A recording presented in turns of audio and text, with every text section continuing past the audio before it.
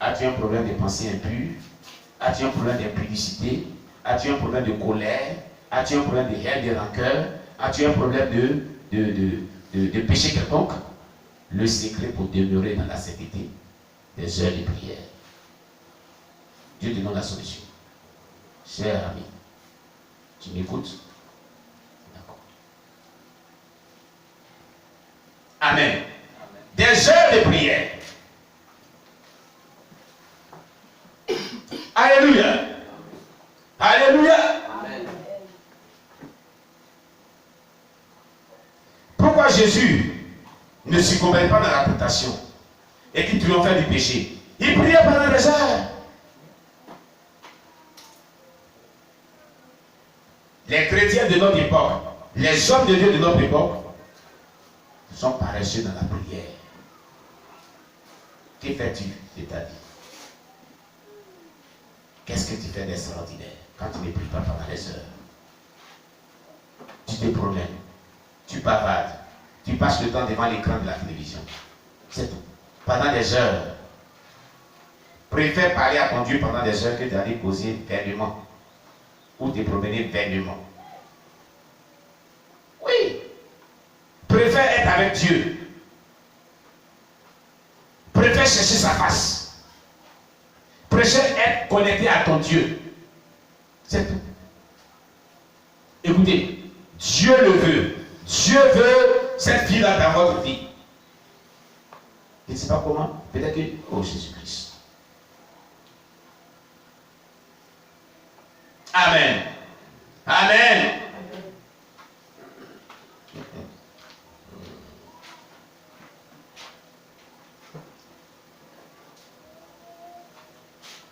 Prenons donc Matthieu. On va voir Jésus-Christ. Les heures de prière, comme on était habitué à cela. Il y a encore d'autres passages, hein? Mais vous voyez, avant de choisir les disciples, la Bible déclare que Jésus passa toute une nuit en prière. Amen.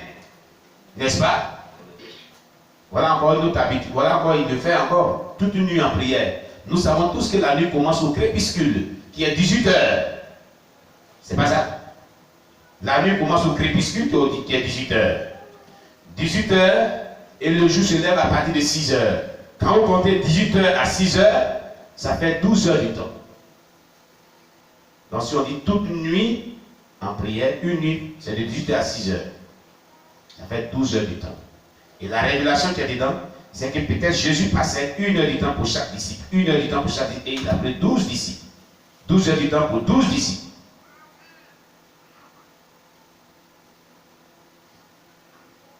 Regardez, comprend bien.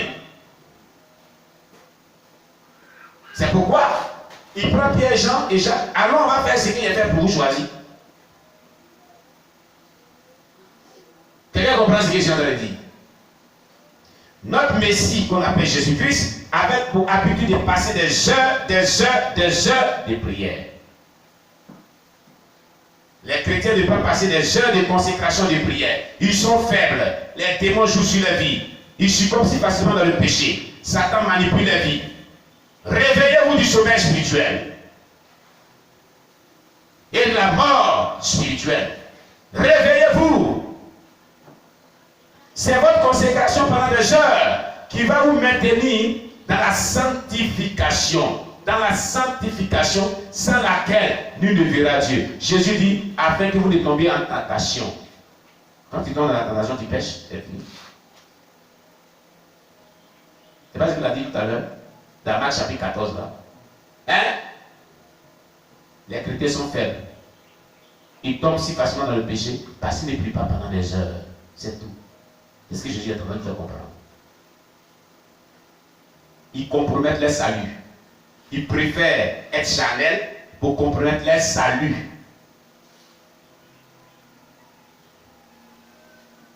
Levez-vous dans la prière, Église. Levez-vous dans la prière. Soyez révoltés. Consacrez-vous. Le temps est arrivé pour la consécration de la prière. C'est pour ça que Dieu a dit jeûne de consécration et de délivrance. C'est cette consécration qui va te transporter dans la délivrance. Le secret pour que tu sois délivré, passe les heures de la prière. Les démons te quitteront. les démons te quitteront. Ils ne pourront pas supporter la décharge de l'onction qui descendra dans ton corps au fur et à mesure. De l'onction qui descendra dans ton corps au fur et à mesure. Ils finiront par quitter. Ils finiront par quitter. Je te dis, ils finiront par quitter. Et si tu es en train de gêner, ils te quitteront.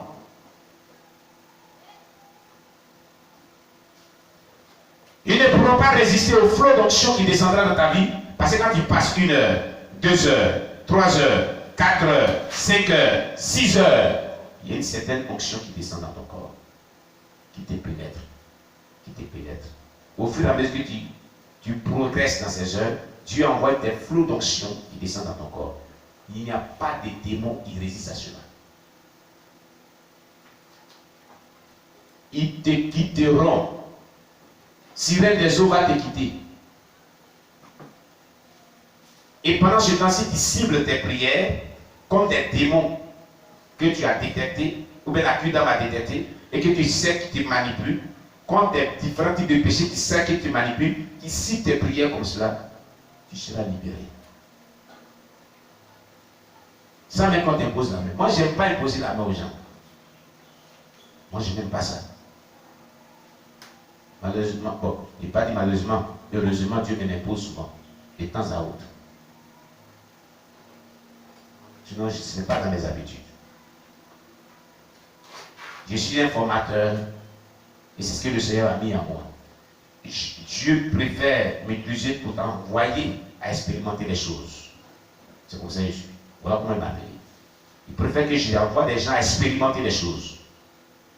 Parce que la vie chrétienne réelle est vécue dans l'expérience. Le chrétien qui n'expérimente pas sa vie chrétienne n'est pas un chrétien. Elle ne se dit pas. Elle se vit.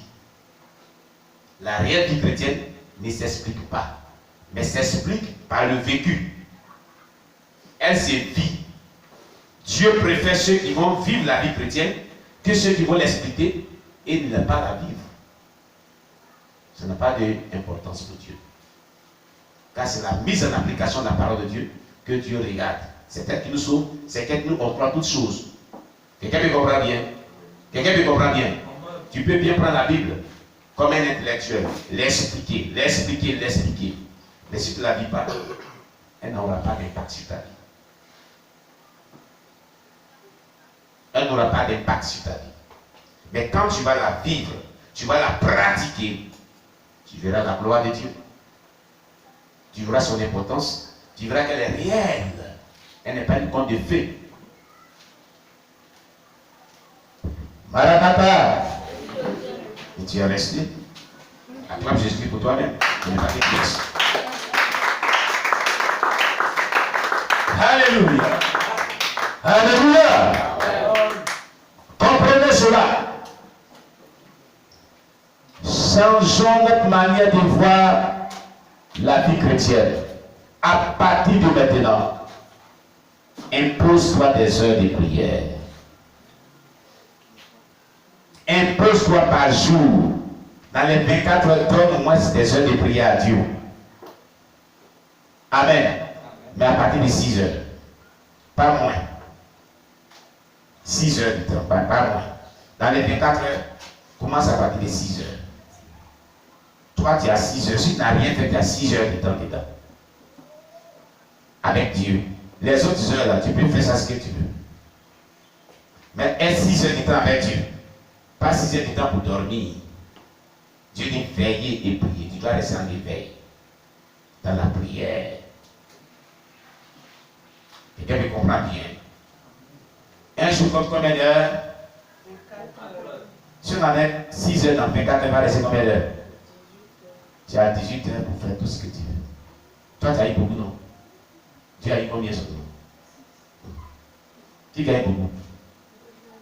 Mais des 6 heures là, tu ne peux pas donner à Dieu. Tu n'es pas gentil, tu es méchant. Dieu te demande seulement 6 heures. Il faut partager avec Dieu 6 heures. Habituellement, depuis des années que tu vis là, tu as pris tous les 24 heures. Toi seul, 24 heures. 24 heures. À partir de aujourd'hui, donne-moi au moins 6 heures. Moi qui t'attends la veille, donne-moi 6 heures de temps. Tu ne peux pas partager avec Dieu.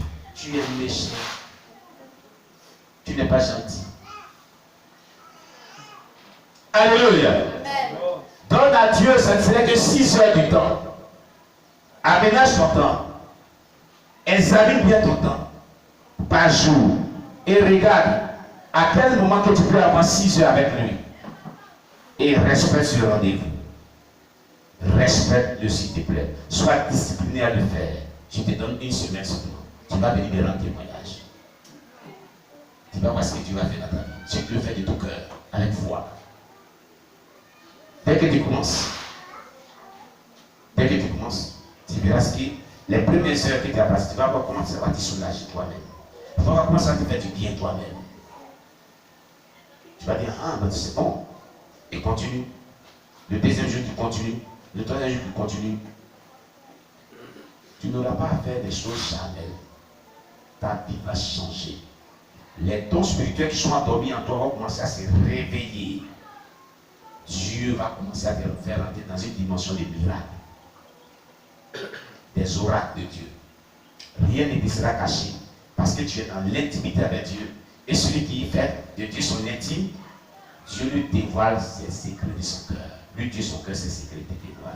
Parce que quand 2 personnes sont en intimité, ils ne se cachent rien. C'est le secret pour avoir des révélations. Passer en intimité le temps avec Dieu. C'est le secret pour manifester l'onction. C'est le secret pour que l'onction coule dans votre vie. C'est le secret pour que vous ayez de l'impact dans votre vie. Vous ayez la victoire. Vous devenez de la sainteté. Alléluia. Amen. Quelqu'un m'écoute très bien. Veux-tu que Dieu résout tous tes besoins? Veux-tu que Dieu opère de miracles de ta guérison? Veux-tu que Dieu change le cours de ton histoire? Respecte ce que Dieu te dit. Ne fais pas comme Naaman le Syrien qui était presque passé auprès de son miracle. Quand Élisée le prophète lui dit, jette-toi 7 fois dans les Jourdains, Dieu me charge et te dit, cesse des heures de prière. Il ne faut pas rejeter cela. Naaman il a eu la chance qu'il était avec son serviteur. Il lui a dit, mais on t'a demandé grand chose. Jette-toi, on va voir. Toi, tu n'as pas un serviteur auprès de toi. Je ne sais pas comment tu vas t'arranger. Qui va te conseiller comme le secteur de Naaman? Il remit la tête. On acclame le Seigneur Jésus. Amen. Tu as le meilleur conseiller, le Saint-Esprit est avec toi. Alléluia. Il est le meilleur conseiller. Il est le consolateur, donc le meilleur conseiller. Dieu nous bénisse. Matthieu chapitre 14, versets 22 à 36. Deuxième passage, je vous avais dit qu'il y a plusieurs passages où Jésus passe à des heures de prière. Je vais vraiment vous parler de Dieu franchement. Car c'est le secret pour être maintenu dans la sainteté. C'est le secret pour obtenir de Dieu tout ce qu'on veut. C'est le secret d'être agréable à Dieu. C'est le secret de vivre une vie chrétienne vraiment comblée. Comblée de joie. Comblée de bonheur. Une vie chrétienne victorieuse. C'est le secret, bien aimé, des heures de prière, de consécration. Le secret pour la délivrance, le secret des miracles, le secret vraiment pour rentrer dans sa destinée prophétique. C'est le secret. Alléluia. Des heures de prière, de consécration. Il est dit ici dans Matthieu chapitre 14, verset 22 à 36. Aussitôt, après, il obligea les disciples à monter dans la barque et à passer avant lui de l'autre côté, pendant qu'il renverrait la foule. Quand il l'eut renvoyé, il monta sur la montagne pour prier à l'écart. Et comme le soir était venu, il était là seul. La barque, déjà au milieu de la mer, était battue par les flots, car le vent était contraire. À la 4e veille de la nuit, Jésus alla vers eux, marchant sur la mer. Quand les disciples virent marcher sur la mer, ils furent troublés et dirent, c'est un fantôme. Et dans leur frayeur, ils poussèrent des cris.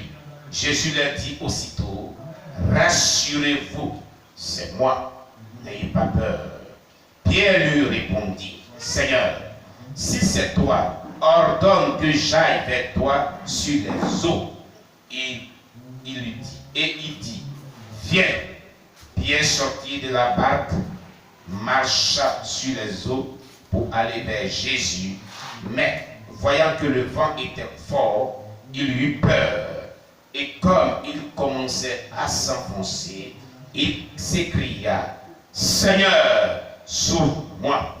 Aussitôt Jésus étendit la main, le saisit et lui dit, homme de peu de foi, pourquoi as-tu douté?